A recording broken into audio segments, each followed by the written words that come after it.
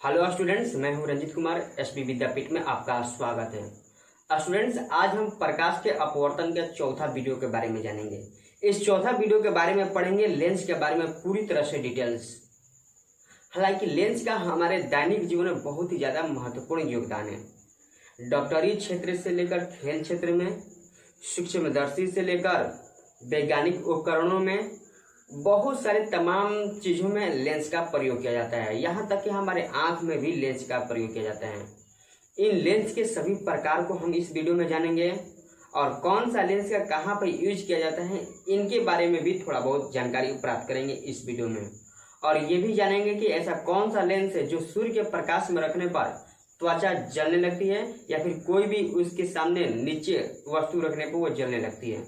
तो मेरे वीडियो को शुरू से अंत तक जानने की कोशिश कीजिएगा और शुरू से अंत तक बने रहिएगा, क्योंकि हर एक टॉपिक आपके लिए बहुत ही ज्यादा महत्वपूर्ण साबित करेगी।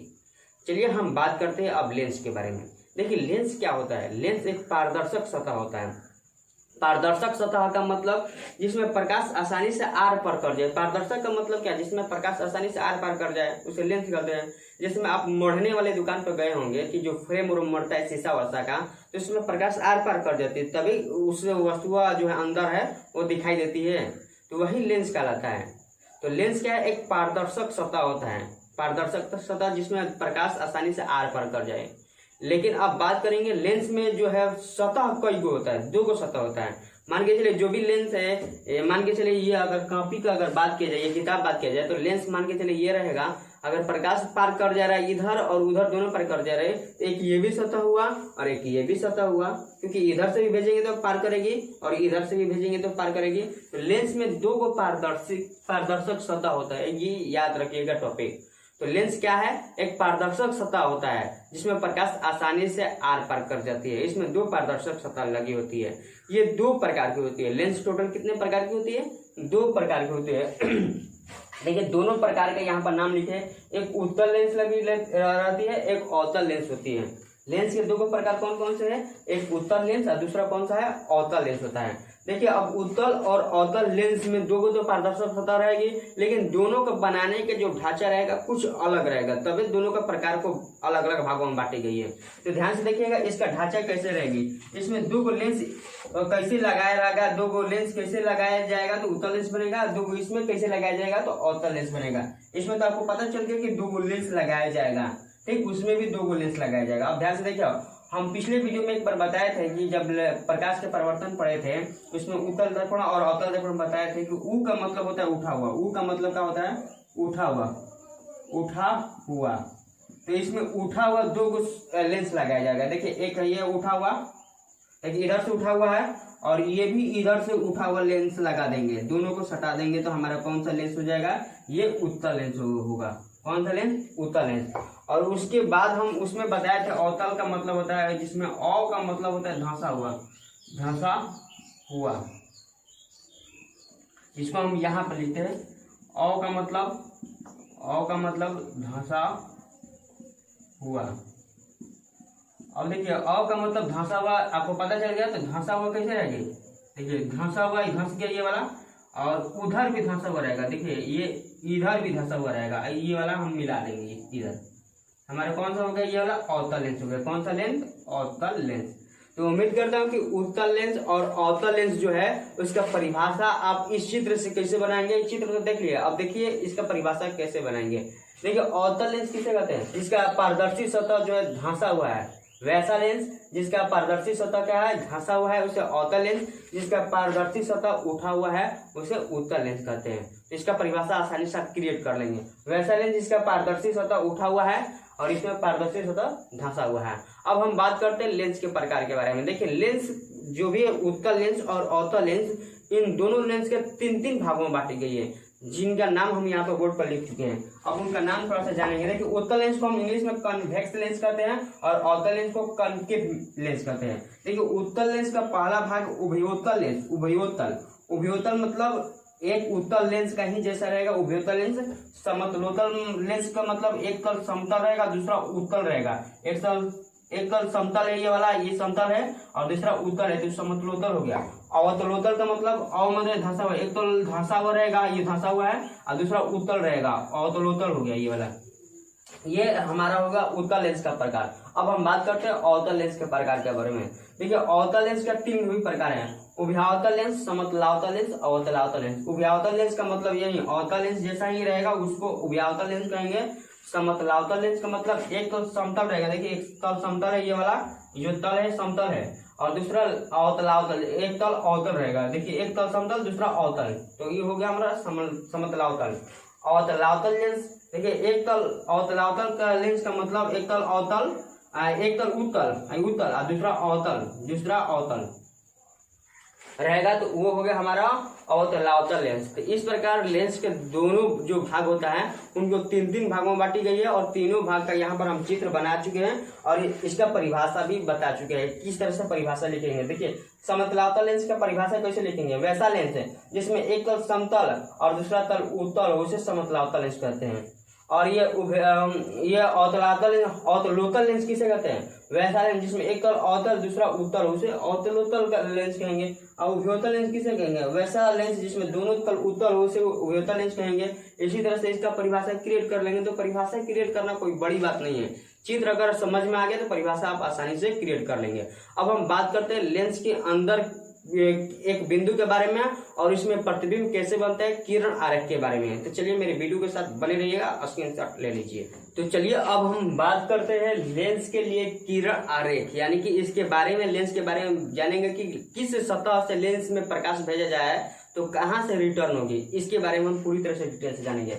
देखिए जो भी लेंस लगा रहता है उस लेंस के एकदम बीचों बीच वाले पार्ट को केंद्र कहते हैं। क्या कहते हैं, केंद्र। इसको हम लोग प्रकाश केंद्र के नाम से भी जानते हैं।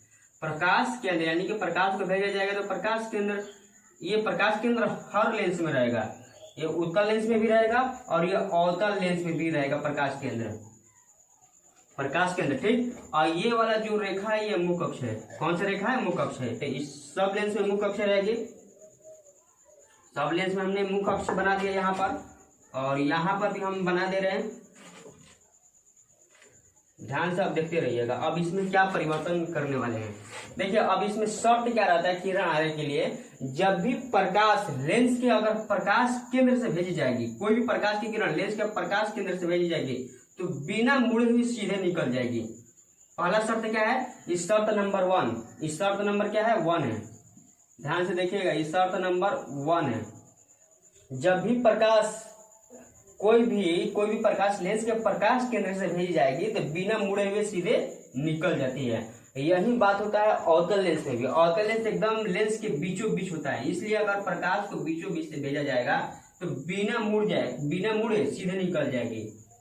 लेकिन अपवर्तन में तो हम जानते हैं कि ऐसा अगर हवा से लेंस में जाएगी और फिर लेंस से हवा में जाएगी तो प्रकाश का अपवर्तन होना चाहिए, लेकिन इसमें अपवर्तन नहीं होता है। हम इसके बाद पिछले वाले वीडियो में बताए थे कि जब गिलास में हम छड़ी डालते हैं सीधा डालेंगे तो कोई परिवर्तन नहीं होगा, लेकिन यही तिरछे डालेंगे तो मुड़ा हुआ दिखाई देना शुरू हो जाता है। तो इसमें सीधा ये जो लंब है, ये जो बिंदु है एकदम लंबवत होती है, लेंस का लंबवत होती है, अगर इससे प्रकाश निकलेगी तो बिना मुड़े हुए सीधे निकल जाती है।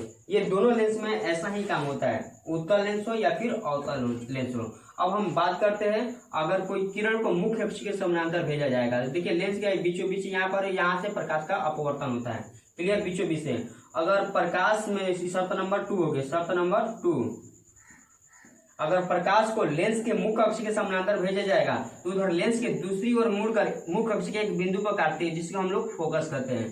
क्या कहेंगे, फोकस कहेंगे। इसमें यही अगर बात किया जाए मुख्य अक्ष के समानांतर भेजा जाए, ये वाला इसमें मध्य बिंदु एकदम यहाँ से लेंस का अपवर्तन होगा प्रकाश का, यहाँ पर अगर दूसरी प्रकाश भेजा जाएगा मुख्य अक्ष के समानांतर, देखिए ध्यान से क्या होगा, यहाँ से जैसे ही भेजा जाएगा ये प्रकाश को फैला देती है, प्रकाश को क्या करती है, फैला देती है, जाएगा, ठीक है। लेकिन उत्तल लेंस में क्या होता है कि नीचे की ओर आती है और अवतल लेंस में प्रकाश ऊपर की ओर जाती है, मतलब ये प्रकाश को फैलाती है, ये प्रकाश को एक बिंदु पर लाती है। अब ध्यान से देखिएगा, लेकिन ये जो किरण है जो जा रही है पता चलेगा कहीं इधर से आ रही है, और जहां से आ रही है पता चलेगा वो बिंदु F है, यहाँ पर F नामकरण कर देते हैं। ये वाला अवतल लेंस का फोकस कहेंगे और ये वाला उत्तल लेंस का फोकस कहेंगे। उत्तल लेंस का फोकस किसे कहेंगे, उत्तल लेंस में मुख्य अक्ष के समानांतर जब कोई प्रकाश की किरण जाती है तो अपवर्तन के बाद मुख्य अक्ष के जिस बिंदु को काटती है उसे उत्तल लेंस का फोकस कहते हैं। और अवतल लेंस का फोकस किसे कहते हैं, अवतल लेंस में मुख्य अक्ष है, मुख्य अक्ष के समानांतर जाती प्रकाश की किरण लेंस के अपवर्तन के बाद जिस बिंदु पर मिलती हुई प्रतीत होती है, देखिए मिलता हुआ प्रतीत होती है, जिस बिंदु पर मिलती हुई प्रतीत होती है उसे अवतल लेंस का फोकस करते हैं। अब यहाँ से एक बात का पता चल रहा होगा कि उत्तल लेंस जो है प्रकाश को एक बिंदु पर ला रही है और अवतल लेंस प्रकाश को फैला रही है। एक बिंदु पर लाने के लिए इस उत्तल लेंस का एक अन्य नाम हो जाता है अभिसारी। इस उत्तल लेंस का अन्य नाम क्या है? अभिसारी लेंस। ये एक बिंदु पर प्रकाश को लाती है, अभिसारी लेंस। और वो जो है अवतल लेंस प्रकाश को चारों ओर फैलाती है, तो इसको हम अपसारी कहते हैं। अपसारी, अपसारी मैंने फैलाना, अप मैंने फैलाना, चारों ओर, अपसारी लेंस। कोई आप पूछेगा उत्तल लेंस को अभिसारी लेंस क्यों कहते हैं? उत्तल लेंस को अभिसारी लेंस इसलिए कहते हैं क्योंकि प्रकाश को ये एक बिंदु पर लाने का काम करता है, इसीलिए इसे अभिसारी लेंस कहते हैं। और इसी घटने के कारण जब सूर्य के प्रकाश के सामने हम रखते हैं, कोई भी हाथ रखते हैं, तो यहाँ से टोटल प्रकाश आएगी। देखिए मान के चलिए ये लेंस हो गया हमारा, सूर्य के प्रकाश आ रही है इधर से, टोटल आ रही है, और जैसे ही इधर से रिटर्न होगी एक बिंदु पर प्रकाश के टोटल किरणें आ जाएगी, जिसकी वजह से यहाँ पर हैंड रहेगा तो जलने लगेगी। यही काम होता है। जैसे लेंस रखेंगे तो टोटल प्रकाश आएगी, लेकिन रिफ्लेक्शन होने के बाद एक बिंदु पर आ जाएगी और वो बिंदु इतना ज्यादा तापमान दे देगा कि हाथ जलने लगता है। इसी घटने के कारण क्यों घटती है? क्योंकि वो जो लेंस लगी रहती है उत्तल लेंस प्रकाश को एक बिंदु पर लाने का काम करती है, और अवतल लेंस रखेंगे तो कोई इफेक्ट नहीं होगा। उम्मीद करता हूं कि उत्तल लेंस को सूर्य के सामने रखने पर हाथ क्यों जलने लगता है आपको समझ में आई होगी। और इसी से रिलेटेड क्वेश्चन पूछता है कभी भी, उत्तल लेंस को आंखें के सामने सूर्य को देखकर मना है क्यों? अब तो आसानी से जान लेंगे, रखेंगे आंखें फूट जाएगा, दूसरा सब समाप्त हो जाएगा। क्यों देखना मना है पता चलिए जाएगा सही। आप तो पढ़िए लिए कि इसका उपयोग क्या है, साइंस में हमारा क्या योगदान है। ये जो लेंस लगी होती है, ये जो लेंस है प्रकाश को एक बिंदु पर लाकर रख देती है। जैसे ही आंखियों के सामने रखेंगे तो क्या होगा आप इमेजिन कर सकते हैं क्या होगा, दूसरा आंखें गिर जाएगा। ऐसा करना है कभी मत, ठीक। अब हम बात करते हैं तीसरा शर्त के बारे में। ध्यान से देखिए तीसरा शर्त।